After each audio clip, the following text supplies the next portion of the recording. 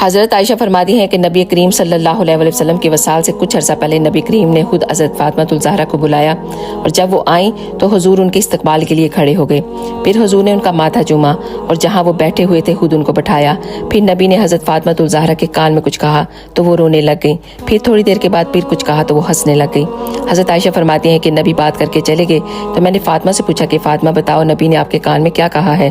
تو انہوں نے کہا کہ یہ میرا اور میرے بابا کا راز ہے۔ تو پھر کچھ دن کے بعد نبی کے وصال ہو گیا۔ تو پھر حضرت عائشہ نے حضرت فاطمہ الزہرا سے پوچھا کہ فاطمہ وہ کیا راز تھا؟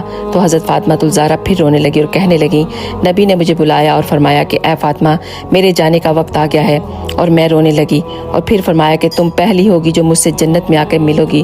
تو پھر میں ہنسنے لگ گئی۔ پیارے نبی کی پیاری بیٹی آپ کی وصال کا سنا تو رونے لگ گئی، پھر جب اپنے وصال کا سنا تو ہنسنے لگ گئی۔ اللہ اکبر۔ اللہ تعالی ہم سب کو اپنے نبی کے حکم پہ چلنے کی توفیق دے، آمین۔